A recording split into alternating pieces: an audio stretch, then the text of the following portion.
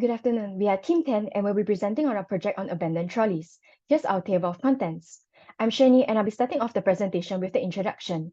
The issue with unreturned and abandoned supermarket trolleys has been persistent in Singapore for years, with NTUC FairPrice recording over 800 trolleys to have been lost in 2011 to around 1,000 trolleys in 2015, incurring expenses exceeding $150,000 covering replacements and manpowers required for retrieval of these abandoned trolleys. This represents a 20% rise in abandoned trolleys in just 5 years and is unfortunately a rising and increasing trend up to this date, with about 4,000 reports of unreturned trolleys in 2021. Aiming to develop an innovative solution that mitigates the economic losses and public inconvenience associated with this problem, the promise statement guiding our team's effort is: the persistent issue of unreturned and abandoned supermarket trolleys in Singapore has resulted in significant financial losses for retailers. With that, our team's proposed solution is a trolley tracking system that revolves around LoRa technology and utilizes 6 LoRa devices, 4 to simulate 4 beacons, 1 for trolley and 1 for server. This solution allows for communication over long distances with low power consumption, allowing for real-time tracking of trolley location within large facilities, ensuring that they are not brought out of premises. That concludes my part. I'll now be passing my time to Tian Hao, who will be presenting more on the components of our solution. Thank you. Thank you, Shani. My name is Ryan. I'll be presenting on the components of our solution. Firstly, for the hardware components, our trolley nodes and beacons will be using the Maker Uno and the Centron LoRa RFM shield connected to each other. This device has the capabilities to broadcast and receive packets or message within the same frequency. For our server, we'll also be using the same LoRa device to utilize the LoRa network to communicate with the LoRa beacons and trolleys. The server will be connected to a computer to display out the output and the results. For our software components, we are making use of mainly the LoRa network as our IoT platform. The two main libraries we use in our devices are the RHRF95 library. This is to allow the devices to communicate with each other using the LoRa network. And lastly, the Adafruit library. This library allows us to make use of the LCD display connected to the LoRa to display information out. Now I'll pass my time on to Tian Hao to present on the setup for solution. For the physical setup of our IoT device, we have 3 beacons positioned at the entrance and exit points of our premise, which acts as a shopping mall. These beacons will collect the mean RSSI of the trolley and send it to the server for processing.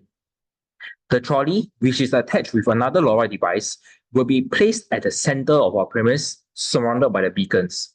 In this screenshot, the LoRa is connected to a power bank to simulate the customers walking around with the trolley, which we will show later on in the demo. Next, our server will be positioned just outside the premise. This LoRa device will act as a central hub, receiving and processing data from the beacons. In this case, get the mean RSSI and perform triangulation to determine the location of the trolley. So now I'll pass my time to Xian. To establish connection between our LoRa devices, we use the LoRa radio head library inside Arduino IDE. All LoRa devices are transmitting the radio frequency at 923 MHz, and this is because the frequency is compliant with Singapore's given frequency band. We also send a shrug to indicate whether a device is supposed to receive the message. All LoRa devices are compiled and uploaded using Arduino, but for the trolley connection, we are using a portable power source to simulate a trolley in movement. Its role is to broadcast LoRa message to all beacons, and it sends a single character as a packet to the beacon. For our beacons, we use 3 beacons to simulate the perimeter of the shopping mall, and we'll be using the RSSI value to do geofencing, and we'll collect the RSSI value for each trolley and pass the RSSI mean value out of 10 to the server. The beacon to server connection sends through a struct, and the server will obtain information such as trolley ID and beacon ID. Our server connection is used to store all RSSI values for all trolleys. Once 3 beacons RSSI values are retrieved for 1 trolley, we'll calculate the distance using RSSI. The distance is then used for localization, and the log state based on the geofencing done is sent back to the trolley. Finally, the trolley sends a broadcast message to the specific trolley to indicate the log state. To showcase our IoT project, we have demonstrated like a mock-up of a shopping mall. So here we have surrounding the perimeters of the shopping mall. So each of these will represent 1 beacon. So this is the first, second, and then the third beacon. So what the beacons are used for is used for trilateration to determine the location of the trolley based on the RSSI values.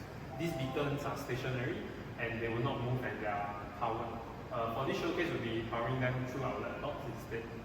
So we have a server here, a centralized server, that all the beacons will be sending to this centralized server, the RSSI values.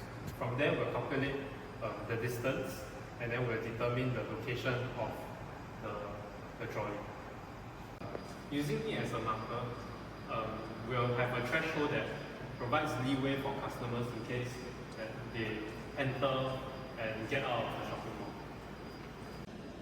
So this is the example of me pushing a shopping cart around the shopping mall and the unlock wheel, and as I push out of this shopping cart, it will be locked. As you can see, it's locked.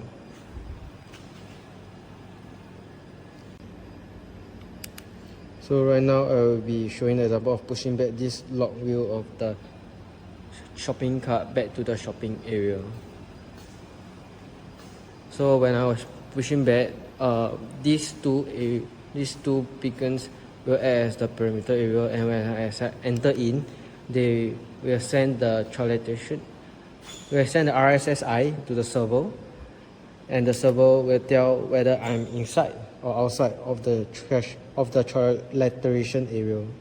So as you can see, the shopping cart is unlocked.